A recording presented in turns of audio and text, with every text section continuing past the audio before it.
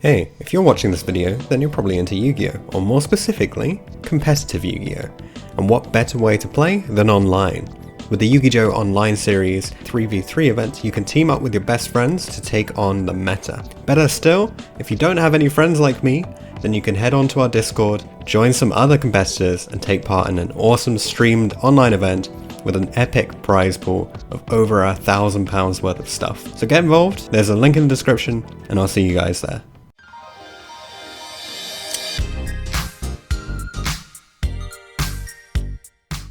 Hello and welcome to another YuGiJo video, and today, if you've been following the polls, you know what we're doing. So it is a duel video between Mekk-Knight Orcust and Eldlich Synchro. So this is a pretty interesting matchup because there's actually no way that either player can go the way they don't want to. Mekk-Knight Orcust wants to go second based on the build that we have here, and Eldlich Synchro wants to go first.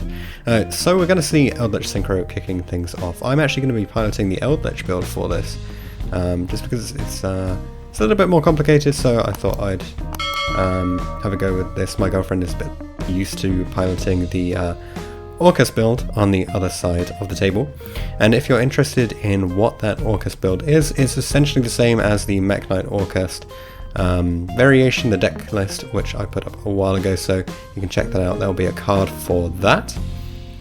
But what we're going to see here from the Eldlich Synchro side is the combo that allows you to draw 4 cards and set up a negate simultaneously. So you go through into the Barricade, into the Auroradon, revive the Despot 1, bring out the O-Line, and then you have plenty of material so you can start making your GG Hyper Librarian and getting all of your draws in. I believe there is actually a way to draw 5 and still make the Savage, but it doesn't, as far as I'm aware, you can't do it just off the Jet Synchron. So if there is an alternative to this combo, let me know in the comments section. But the reason why this matchup is so interesting is because the Eldlich Synchro list typically plays a very large hand trap count, whereas the Mekk-Knight Orcust list typically plays no hand traps. It'll just be board wipes, and that's because the era when those decks were actually coming into the format was before the existence of Adamancipator, before the existence of Eldlich Synchro, and it was actually in a format where there weren't very many fragile combos out there. So there weren't very many combos where you had to rely on your Needle Fiber resolving. So cards like Effect Veiler and Imperm weren't super prevalent, and it was much more important to just break boards. So Dark Rule No More was a lot more important, Evenly Matched was a lot more important, Lightning Storm was a lot more important. But then all of these cards still have applications, so even against Eldlich Synchro now, things like Dark Rule No More can be pretty important for getting rid of a negate. Or things like Evenly Matched or Lightning Storm can be really good against a large back row lineup. So we can see from the Eldlich side, Scarlet Sanguine is going to bring out the Golden Lord here, facing down an Upstart Goblin, so an extra 1,000 life points is not too bad at all. So we know there's a negate and a couple more interrupts on the Eldlich side, so it just comes down to whether or not Orcust can break through this. So opening Return with Nightmare is actually really good.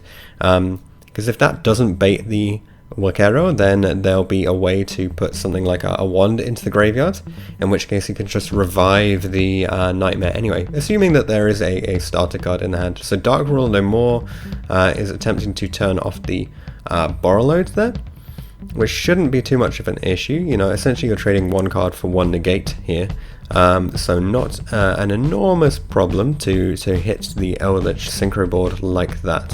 So then it comes down to whether or not any of these starter effects will resolve. So Armageddon Knight here is going to resolve and send a Wild One to the graveyard. So this is the danger position for Eldlich now, because you can only really banish 1 from the grave at any time. So if you banish the wand here, then the Nightmare is still in play, which means there's access to a Galatea and shuffle back the wand anyway. And then here is the purple. So before any of the Nightmare effects are going off, purple's going to summon and activate its effect and get hit by a Ghost Ogre there. So Ghost Ogre, not the most typical, but has been proving its worth in the last few weeks, I think. It's been a lot more important in certain matchups. And then Reasoning Resolves here, I think the call was for level 4, and Resolves bringing out a Gizmek immediately, so that's not bad. It would have been nicer to see an Orcust card off it, to be honest, but seeing the Gizmek is not bad either. And then the Nightmare is going to activate here.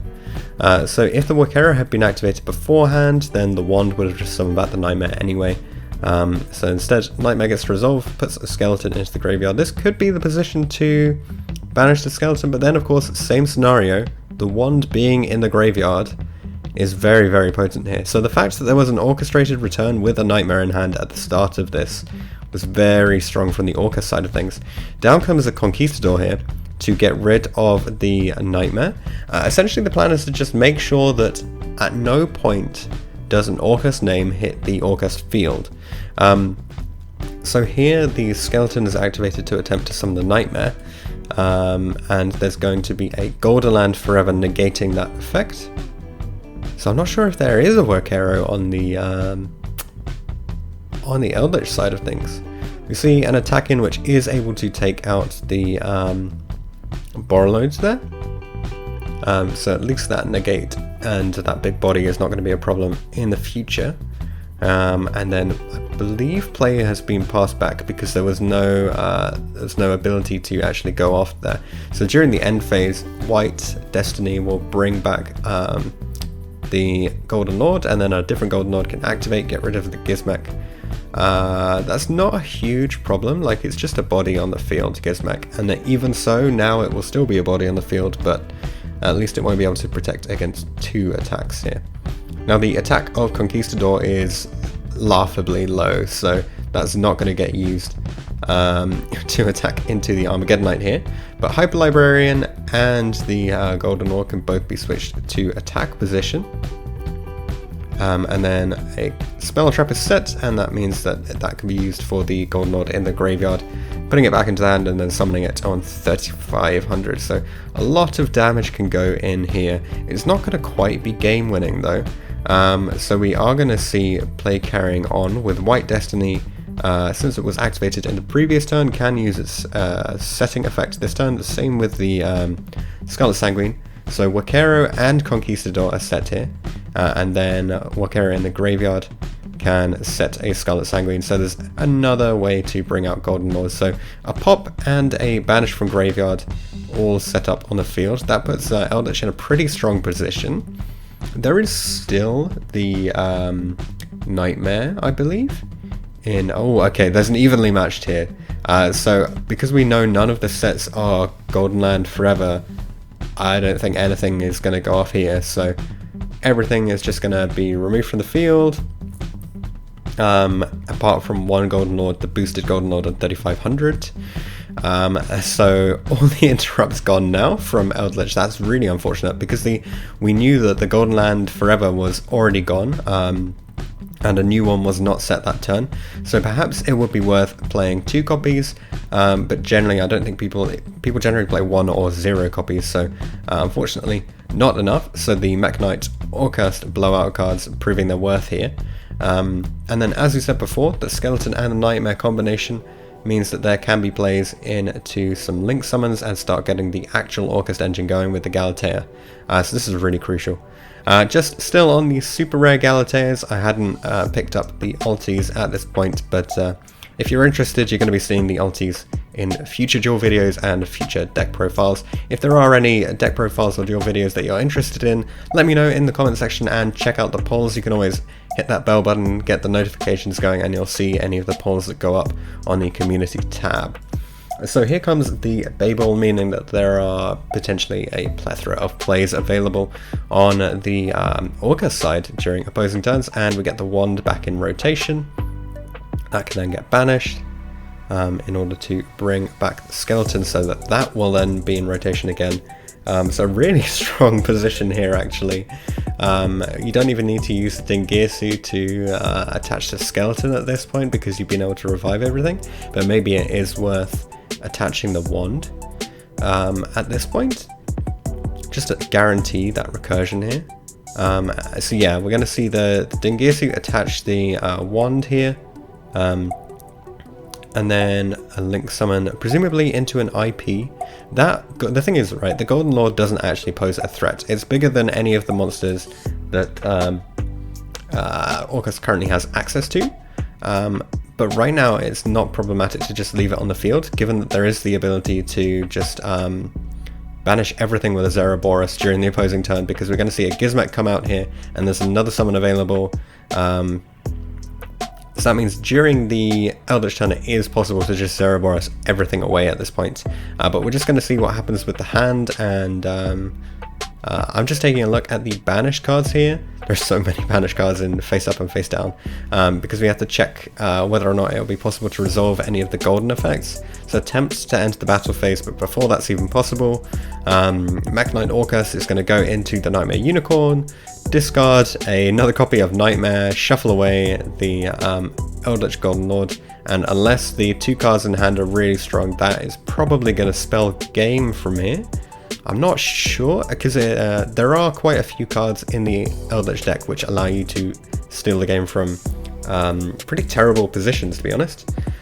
But there is a lot of resource available in the Mekk-Knight Orcust graveyard, and we're going to start to see it do some action here. So Skeleton is going to bring back the Galatea, Galatea is going to put back the Skeleton, and I think all 3 returns were banished at this point. No, there's still one left. Okay, so there's still the ability to go into some extra plays. Maybe it's the Crescendo that got banished.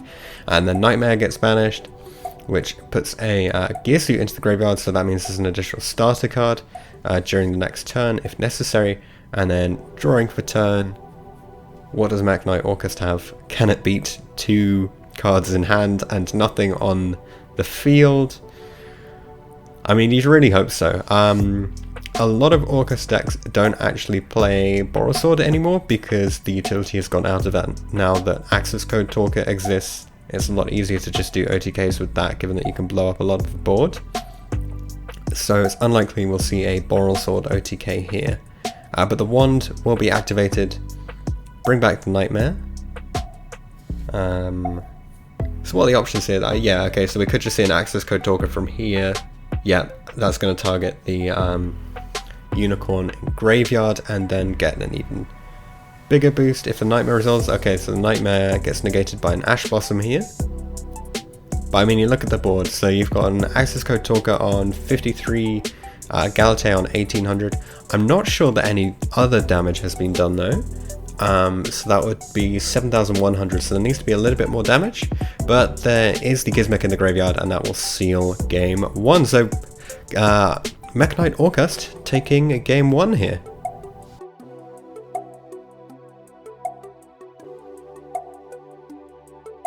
Okay, so on to game 2, and it's no mystery who's going to be starting this. Once again, Eldlich Synchro is going to kick things off, and it's the same combo as before, drawing the Jet Synchron outright instead of the risky tuning here, which goes into the Linkuriboh, getting rid of the Ash Blossom there to resolve the effects, and there are no hand traps in the Mekk-Knight Orcust build, so we're not going to be seeing any interruptions here, as Linkross goes off, getting the 2 tokens, and Linkuriboh comes back, and then there's the Barricade Borg, which means there's now 2 machines which can go into the Auroradon as necessary. So exactly the same combo I imagine that we'll be seeing here. As with game 1, I don't think there's going to be a play to try and make VFD, because I think the extra deck was too tight to accommodate both the VFD combo and the 4-draw combo, and given that it's Eldlich, 4 draws generally seems a little bit more applicable for this deck than having just 1 Omni Negate, which is generally better against Adamancipator. And also opening the Eldland here, so not being able to attack with zombie monsters is really not a hindrance, given that you can remove your Eldland from the field pretty much whenever you want, paying a little bit of life points in order to get access to the engine, and then turning 2 cards in hand and 1 card on field into that Lord, and getting rid of that Eldland, and the Eldland can then send another card, and yeah, so this just fills up the whole graveyard, gets the entire engine going. It's kind of absurd because you put so many cards, you essentially put 3 cards into just establishing 1 monster on the field, but then that gives you, a bunch of sets during the end phase anyway, so it really does put you into a very strong position. And it was one of the things that makes this Eldlich deck so consistent, is that all of the cards allow you to go into all of the other cards. It's like floating, but even better because the things you're floating into are disrupts. So once again, we've got a Borrowload Savage with 3 counters, a Hyper Librarian, and a Golden Lord, and a bunch of set cards from the Eldlich side. Can Mekk-Knight Orcust out this again? Once again, we're going to see the Upstart Goblin come down as the opening play. And there's an evenly matched, but it will be negated by the Borrowload Savage Dragon here. I'm not sure if this hand has any direct route into plays. Well, once again, the reasoning hits the Gizmek. That's a bit unfortunate. You'd really hope it would hit like an Orcust name here. But there is going to be a purple activating its effect and getting hit by an Imperm here, so there's no search for the Gizmek. Maybe that should have been held for a normal summon, to be honest, but it does deny an additional float, which is pretty nice. And then there's some debate here. So from the Orca side of things, you have the option with these 2 level 8 monsters to go into your Dingisu and secure an Orcust name, whilst simultaneously removing a problem from the opposing side. That does eat up an Imperm, which could be pretty important if there's another normal summon in hand, and there is a Scrap Recycler. So it's really good in that aspect, that it did bait the Imperm. The questionable thing is you could potentially just leave those bodies on field, and then you could eat another Imperm with the Purple Nightfall's next effect, but it doesn't look like we're going to go for that. And then here's an interesting play. So sending the Wand in order to make the Lib live. Now the unfortunate thing is the Succession is actually in hand, so potentially that should not have been the play. There could have been a better play, sending the Nightmare in order to set up the grave a little bit better. Even so, here the YuGiOh would eat up something anyway. But if you did send the Nightmare there, then the YuGiOh would either hit the Nightmare, or it would hit whatever the target for Succession was. And the target for Succession would most likely be Scrap Recycler anyway, so that would get you another copy of Nightmare. So I think it probably would have been better to send the Nightmare there. YuGiOh would not have been problematic for the deck, but instead we're going to see a vast number of resources used up just in order to get to a little bit of removal, because let's be honest, the Eldlich board is very scary at this point. None of the cards that we've seen emerge from the Orca side of thing would have been able to have taken out anything besides from the Borrowload if there had been an earlier attack, and even then you only get to get rid of one card here, that's the Borrowload, in this case from the Lib effect, maintaining 1 resource in hand. So the board that Eldlich put up just ate way too many of the cards out of the Mekk-Knight Orcust hand in this case. Potentially it could have been a little bit better sending the Nightmare, but that's still only 1 additional card to play with. Whereas from the Orca side of things, from the Eldlich side of things, sorry, there's still 1, 2, 3, 4, 5, 6, 7 cards in play. And we're going to see an interesting play here, so you can actually go from your Link 2 with your TG Hyper Librarian into your Selene, revive the Hyper Librarian, and then you can bring out your Access Code Talker, and this is pretty strong. Potentially this is going to be game-winning damage here. So it hits the Nightmare, but I think there's still that Gizmek in Graveyard, which could save the Orca side of things, even if it's only temporarily. What do we see? Okay, so yep, the Gizmek is going to come down and eat up the strongest attack, which is the Access Code Talker attack. There's a little bit more damage from each of the Golden Lords, and then during the remaining phases of the turn, Eldlich is able to set up everything for next turn. So there's a Golden Land Forever, a Sanguine, and a YuGiOh, and the YuGiOh is easily the strongest thing here, so even though there's a Lightning Storm, that is just going to get eaten up by Golden Land no more, and we move on to game 3.